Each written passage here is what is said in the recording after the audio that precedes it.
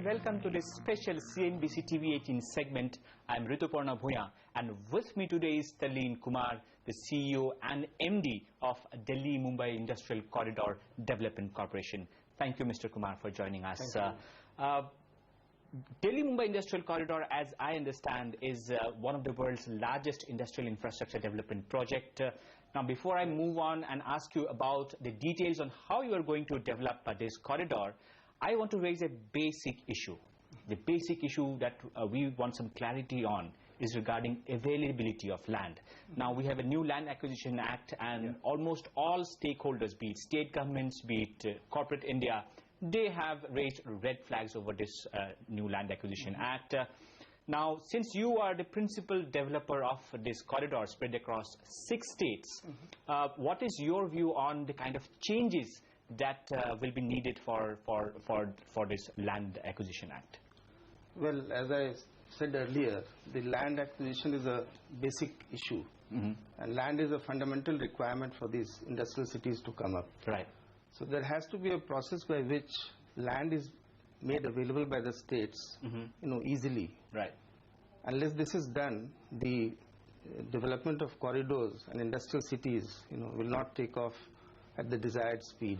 Does the new Land Acquisition Act, call for easy availability of land for this corridor? It does, and in fact, up till this time, we have been working with the state governments, and the state governments have been very proactive in making land available. Right. But as we go along, we need a process by which there is predictability, about land acquisition, and there is a good balance between the compensation and relief and rehabilitation given to land losers, and the benefits that will accrue from land and industrial corridors and industrial cities. So the sense that I'm getting is that as of now, you have some amount of land with you just to start this initiative, but going forward, there has to be some kind of policy intervention to ensure easier availability. Even as we speak, I have to say that all the state governments in all the 6 states are seized of this matter. For the past 5 years, we understand that the corridor was on the drawing boards, and now you are all set to start building this corridor. 5 smart cities, you are starting with that, be it Dholera, Shendra, Vikram Udyogpuri, or the Greater Noida Industrial Township, and even the Gurgaon Global City.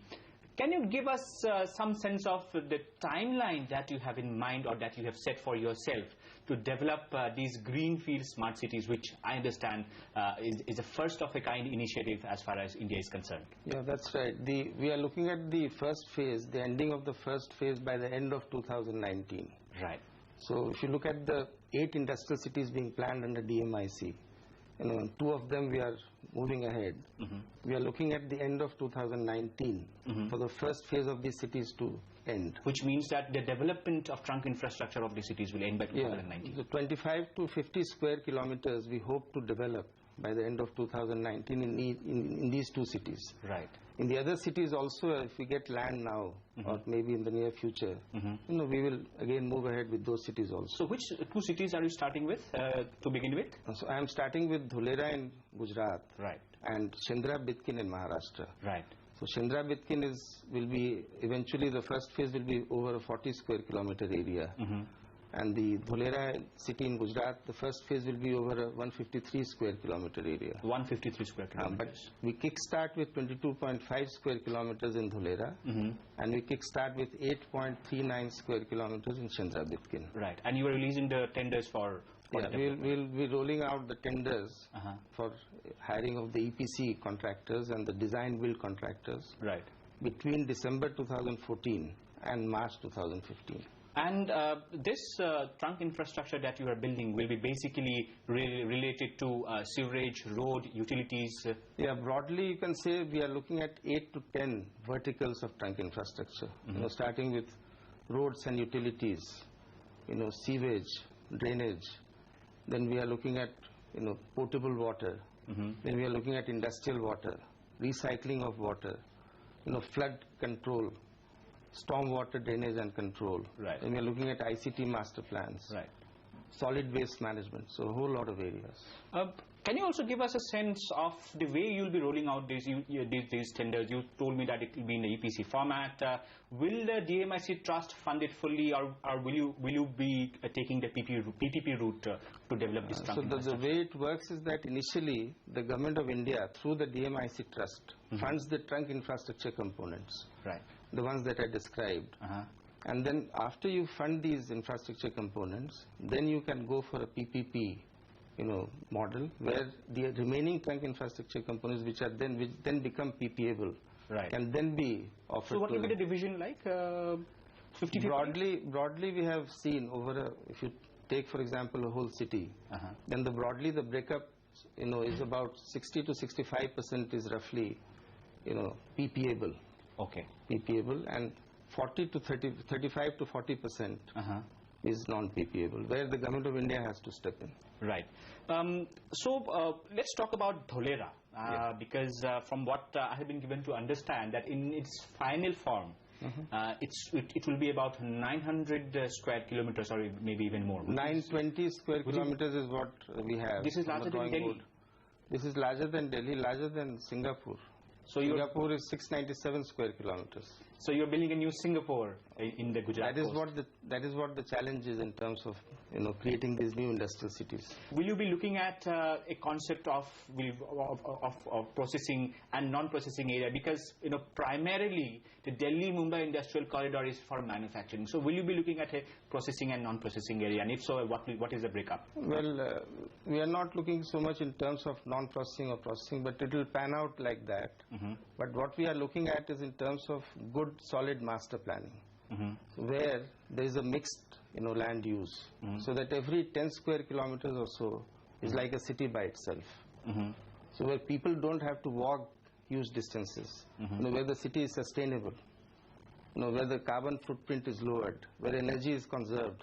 So that comes out of a detailed exercise of master planning.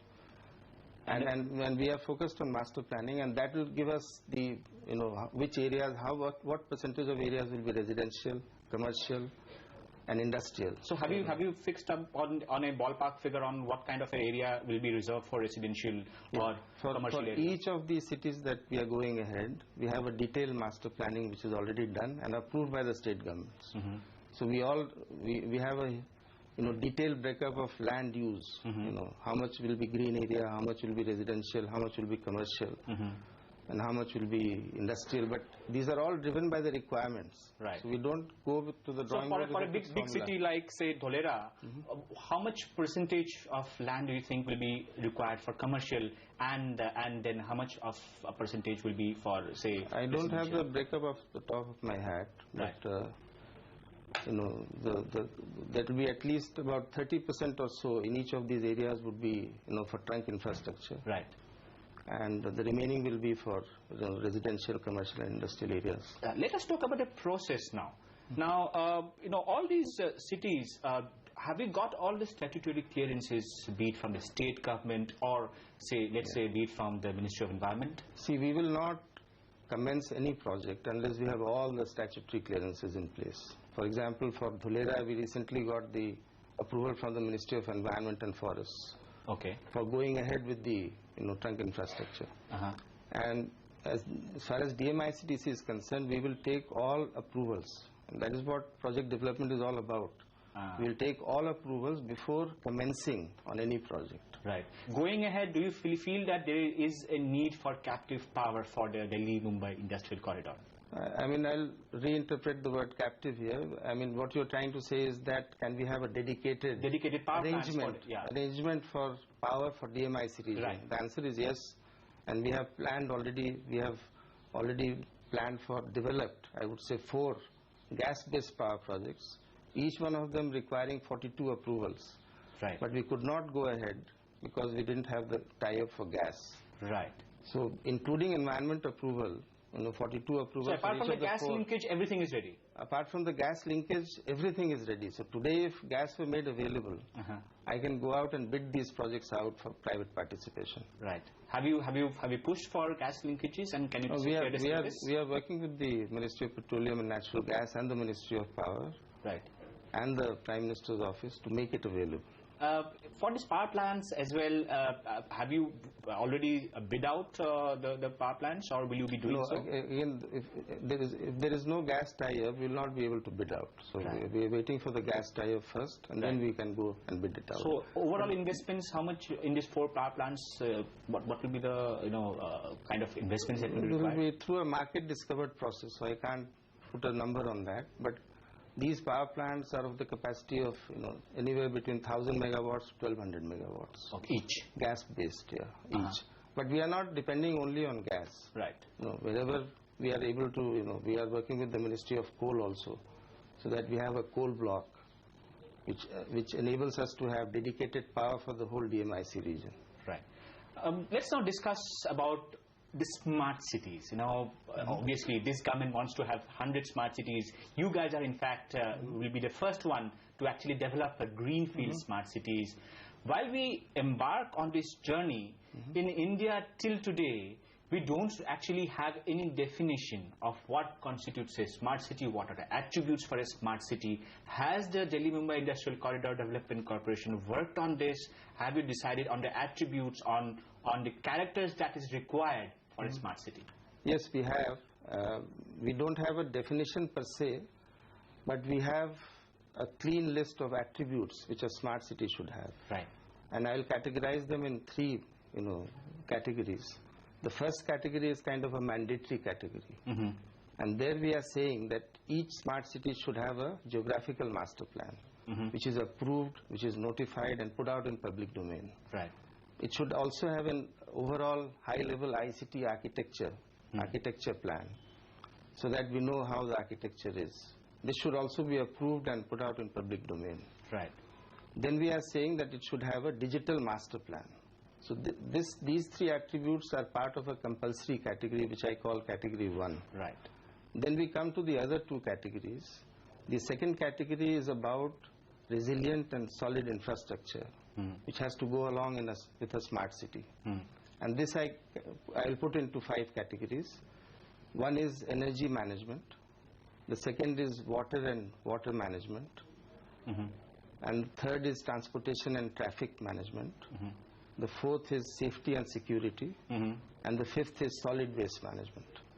So all these are, we are going to do all of these in DMIC cities.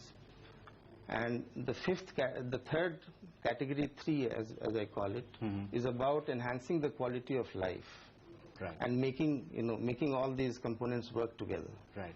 And those are health, education, inclusion, inclusive governance. Then we are talking about participatory governance.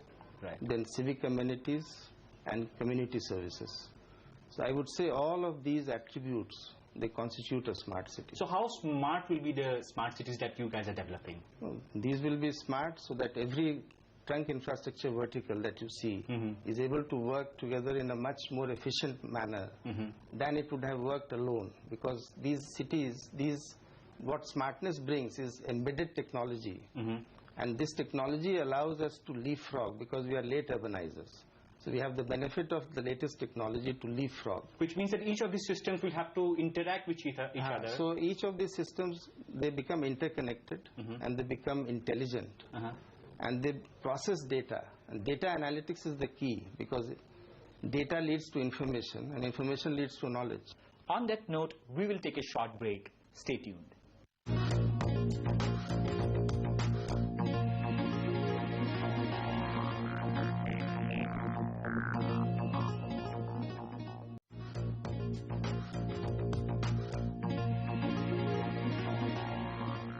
Welcome back to CNBC TV 18. We are in conversation with Talleen Kumar, the CEO and MD of Delhi-Mumbai Industrial Corridor Development Corporation. DMIC has a trust which has around 17,500 crore. That's a revolving fund. Are there any plans to leverage this to raise more funds from the market in the future? Well, I don't have plans immediately, but the institutional financial structure that was approved by the cabinet on 15th of September 2011 does have this structure built in, does have this facility built in, that this DMIC trust fund could leverage its corpus to raise resources from other institutions, multilateral institutions and other financial institutions. Right. So it does have this structure built into it. And do you believe it will be required as you go ahead and build more and more of these smart cities? I think it will be required because this is the initial, like a seed corpus. Right. But as we go along, we need a lot of funds, long-term funds for infrastructure, and mainly through debt. 70% of it roughly has to be debt. Okay. And in that too in rupee loans, so that we don't have to worry about foreign hedging exchange rate risk and interest rate risks. Right. So that would be a primary requirement as we move along. Right. Let's now talk about, you will be developing the trunk infrastructure, a quick supplementary. For the initial development that you will be doing for those 5 cities, you'll be requiring, by your own estimates, around 10 to 15,000 crores? We can add it up for Dholera. First phase 22.5 square kilometers, right. 4,400 crores. Right. 40 square kilometers of Chandra, right. somewhere between 5,000 to 6,000 crores. Right. So roughly you can say 9,000, 10,000 crores in these 2 cities. And then in Vikram Udyog Puri, 300 to 400 crores. Right. In the integrated industrial township at Greater Noida, somewhere about 1,200 crores. The first phase is 617 crores. And in Global City in Gurgaon, I can't say because we are in the process of master planning. The master planning will be over in March 2015. Right. So anyway, the requirement from that will get added. So you can add up the figures. So how much investments do you expect in all these cities as you embark on this phased development of the smart cities? For just these 5 cities, what kind of investments are we expecting? So the quality of project development is such that I believe that the money that is spent by the Government of India in trunk infrastructure will allow itself to be leveraged multiple times. I will not like to put a figure because it will create a lot of debate and controversy. But I just want to say that for example, in integrated industrial township at Greater Noida, we have our studies and estimates show that 1,200 crore worth of investment in trunk infrastructure will lead to 33,000 crore worth of PPP projects. So that is the kind of leveraging that is going to happen. So 1,200 crore from your side will lead to 33,000 crores of investment in PPable trunk infrastructure. That's 3x. No, not 3. 3 will be only 3,600. So 30 times. 30x. You can say, so it's about little less than 30 times. So that is the kind of leveraging that is going to happen. But I hate to generalize across cities because it depends on the characteristic of these cities. Right. But that is why I said that it will be leveraged multiple times. Right. So have prospective investors talked to you regarding this? We understand that the Japanese companies actually may have a priority entry into all these smart cities and the corridor. So this is a partnership project with the Government of Japan, but all the projects that are developed by using resources from Government of India will have to be bid out. Right. So we will develop projects, we'll structure them, we'll bid out to the investors, and all of these will be international competitive biddings. Okay. So investors. When will this start? For once you are ready with the trunk infrastructure, and I think first of all we have to lay down the trunk infrastructure. So it's anywhere between 3 to 4 years from now, we should be able to come up with PPable projects. Right. For these first phase of these smart cities. Right. So it has generated a lot of interest among investors. I remember in July 2012 when we had gone to Singapore, and I remember that all the 35 top CEOs from Singapore had joined. Similarly, the long-term pension funds from Canada are interested. Right. Long-term pension funds in Australia have shown interest. Right. The investors from Germany and German companies have shown interest. Right. So DMIC project has generated a lot of interest across the world, and I have been talking to a lot of private equity investors. So PE guys are interested in. They are all interested. They are looking at projects. They are looking at how we are developing them. They are looking at the timelines. They are looking very closely at this project. Any confirmations? I mean, I know it's a very initial stage. It's early stages, but the amount of interest is an indicator that there is surely a large number of investors would be interested. So will you need roadshows for this? I don't want to say that I don't need roadshows, but the amount of interest is sufficiently high. Right. So you are satisfied with the interest that... I am quite satisfied with the amount of interest that is shown in the DMIC project. Let's now discuss, as we conclude this interview, about the process of building industrial corridors in India itself. DMIC, of course, has been the pioneer, and you guys have been working for the past 5 to 8 years on this. Meanwhile, the government has also gone ahead and is talking about 4 more industrial corridors, be it the Delhi-Calcutta industrial corridor or the industrial corridor between Bombay and Bangalore. Correct me if I'm wrong. Now, there will be a separate agency which will oversee the development of those corridors. So, have you shared your experience in developing and designing the DMIC